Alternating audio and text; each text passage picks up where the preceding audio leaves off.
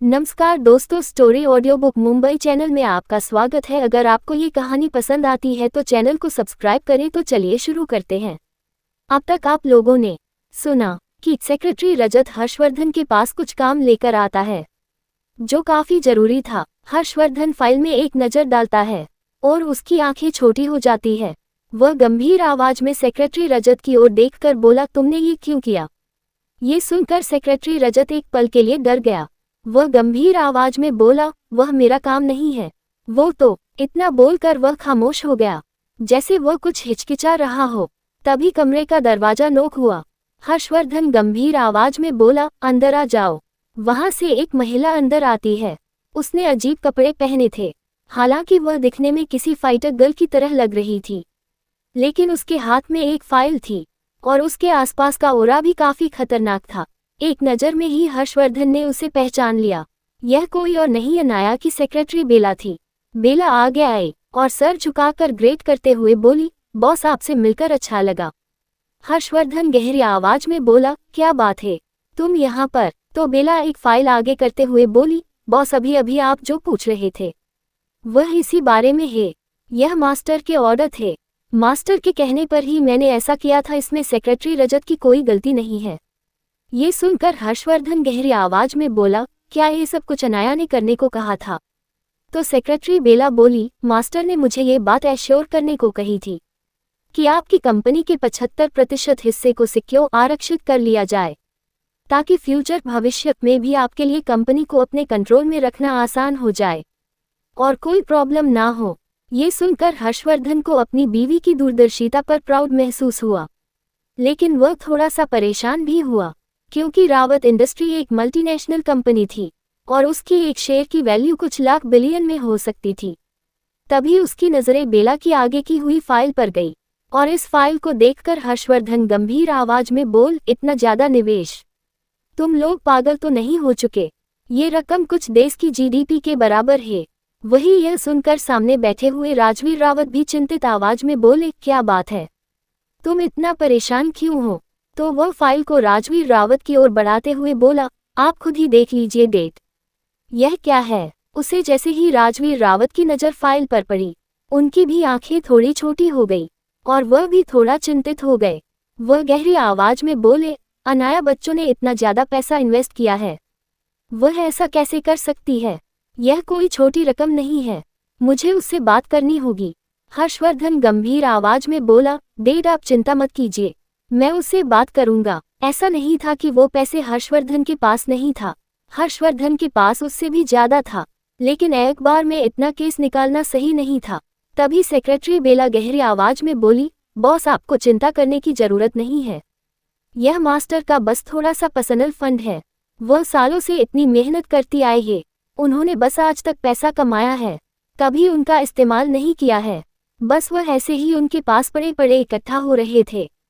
इस बार उन्होंने अपनी इच्छा से इन्हें किसी चीज में इन्वेस्ट किया है, और वैसे भी यह उनके लिए भी अच्छा ही है। अगर वह इतना ज्यादा इन्वेस्ट कर रही है तो उन्हें इंटरेस्ट भी मिलेगा। इतना बोलकर वो अपनी आंखें घुमा लेती है, कैसे हर्षवर्धन को चिढ़ा रही हो। वही हर्षवर्धन बेल के इशारे को समझ गया। वह गंभीर आवाज में बोला, ठीक है, तुम चिंता मत करो, मैं इस बारे में सोचूंगा। अब तुम ब्लू हिल वाले विला पर जाओ और अनाया का ध्यान रखो। ध्यान रखना, उसे किसी भी चीज की परेशानी नहीं होनी चाहिए। आज से तुम ज्यादा से ज्यादा वक्त उसके साथ ही रहोगी और उसकी सेफ्टी को पर्सनली एश्योर करोगी। बेला भी दूर सिर झुकाकर बोली, ठीक है बॉस, मैं चलती हूँ। इतना बोलकर वहां से चली गई। सेक्रेटरी रजत भी कुछ फाइल पर हर्षवर्धन की सिग्नेचर लेकर चला गया।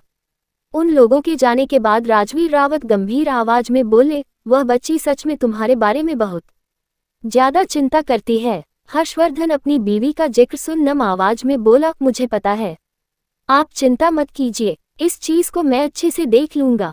तभी राजवीर रावत उसे समझाते हुए गंभीर आवाज में बोले, तुम्हें उसने जो किया उसकी चिंता करने की जरूरत नहीं है।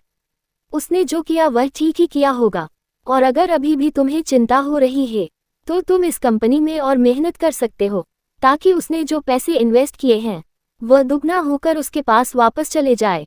और हाँ, उसने जो शेयर्स एक्वायर किए हैं वह उसी के नाम पर रहने दो। ये सुनकर हर्षवर्धन भी गंभीर आवाज में बोला, ठीक है डेड, अब वक्त आ गया है कि कंपनी के अध्यक्ष की पोस्ट आप ले ले और उनके शेयर्स को आप मैनेज करें। दादी माँ अभी उन्हें मैनेज नहीं कर सकती और उनके फैसले कुछ रूढ़िवादी हो चुकी है। कभी कभार वो अपनी जिद में बहुत कुछ बर्बाद कर देती है। मैंने आज तक बर्दाश्त किया क्योंकि आप लोगों के जाने के बाद मुझे कोई फर्क नहीं पड़ता था और मैं उन्हें उनकी मनमानी करने देता था, लेकिन अब नहीं। अब उनकी मनमानी मेरी बीवी को तकलीफ दे रही है। ये सुनकर राजवीर रावत समझ गया कि जरूरत उसकी माँ ने कुछ ऐसा किया होगा जिससे वह गुस्सा हो रहा है। वह उसे देखते हुए गंभीर आवाज में पूछते हैं, क्या हुआ? क्या तुम्हारी दादी ने कुछ गड़बड़ की है? तो हर्षवर्धन ने गंभीर आवाज में कहा, ज्यादा कुछ नहीं, उसने मेरी बीवी को धमकाने की कोशिश की और उसे वार्निंग चेतावनी दी कि वह मुझे डाइवोर्स तलाक दे दे और किसी दूसरे अमीर आदमी की बेटी से मेरी शादी करवाने की कोशिश की। वह तो बीच में दुश्मनों का हमला हो गया, वरना अब तक तो वह बहुत ज्यादा प्रॉब्लम क्रिएट कर चुकी होगी और शायद उन्हीं की गलती की वजह से जयेश रावत को इतनी हिम्मत मिली कि वह कंपनी में इतनी गहराई तक चला गया। वही हर्षवर्धन की बात सुनकर राजवीर रावत की समझ गया कि जितना हर्षवर्धन ने कहा है इतनी सिंपल बात भी नहीं है। वह अपनी मॉम को बहुत अच्छे से जानता था। वह जानता था कि अगर वह किसी चीज के पीछे पड़ गई तो वह कुछ भी करके उस चीज को हासिल करने की कोशिश करेगी और अगर उन्होंने ठान लिया कि वह हर्षवर्धन और अनाया का डाइवोर्स करवाएंगे, इसका मतलब उन्होंने अनाया पर प्रेशर बनाया होगा या फिर कुछ गलत किया होगा जिससे अनाया परेशान हुई होगी। ये सोचते ही उन्हें भी गुस्सा आया। आखिरकार इतने सालों में वो अनाया को अपनी बेटी मान चुके थे। अगर उन्हें अनाया के लिए हर्षवर्धन के खिलाफ भी जाना पड़ता तो वह जाते, और यहाँ तो बात उनकी माँ की बात थी। वह गहरी आवाज में अपने बेटे से बोले, ठीक है, जैसा तुम चाहो वैसा कर सकते हैं। मैं तुम्हारी और तुम्हारी दादी के बीच कुछ नहीं बोलूंगा। हालांकि मैं सबके सामने उनका विरोध नहीं कर सकता, लेकिन मैं तुम्हारे बीच में नहीं आऊंगा। हर्षवर्धन जानता था कि उसके डैड यही कहेंगे। आखिरकार वह उनकी माँ थी, उन्होंने उसे जन्म दिया था और वह ऐसे सबके सामने उसकी डिसरिस्पेक्ट नहीं कर सकते थे। यह उनके उसूल और परिवार की परवरिश के खिलाफ था। लेकिन हर्षवर्धन अलग था। हर्षवर्धन बचपन से ही अपनी मर्जी का मालिक था। हालांकि वह अपने परिवार की काफी रिस्पेक्ट करता था और उनकी बातें ज्यादातर मान लेता था, लेकिन कोई इस पर जोर जबरदस्ती नहीं कर सकता था। वह लोगों के खिलाफ जाना जानता था, इसीलिए राजवीर रावत ने सब कुछ अपने बेटे पर छोड़ दिया। वह खड़ी हुए और बाहर जाते हुए बोले, मुझे अनाया बेटा से मिलना है। ये सुनकर हर्षवर्धन गहरी आवाज में बोला, अभी नहीं, अभी बाकी सारी चीज ठीक होने दीजिए, उसके बाद मिल लीजिएगा। वैसे भी पता नहीं दादी के विचार में और कौन से नए खुराफाती आइडिया आ रहे होंगे, और वह अपनी बीवी को परेशान नहीं करना चाहता था। वैसे भी उसने मुझे बचाने में अपनी काफी ऊर्जा खर्च की है, वह मुझे मौत के मुंह से वापस लाए है। ये सुनकर राजवीर रावत उसे देखते हुए गहरी आवाज में पूछते हैं, क्या खतरा बहुत ज्यादा था?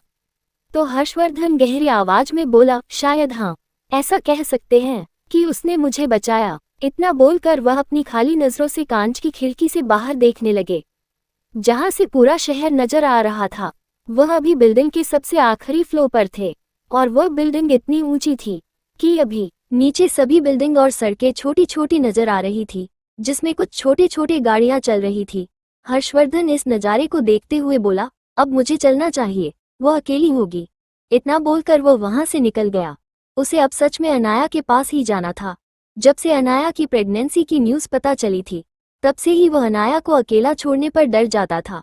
उसके हिसाब से उसे अनाया का बहुत ज़्यादा ध्यान रखने की ज़रूरत थी। अगर उसका बस चलता तो वो 24 घंटे अपनी बीवी के पास ही रहता। क्या मीनल देवी बदलेगी? अगर आपको अगला एपिसोड चाहिए तो लाइक करें, कमेंट करें और चैनल को सब्सक्राइब करें।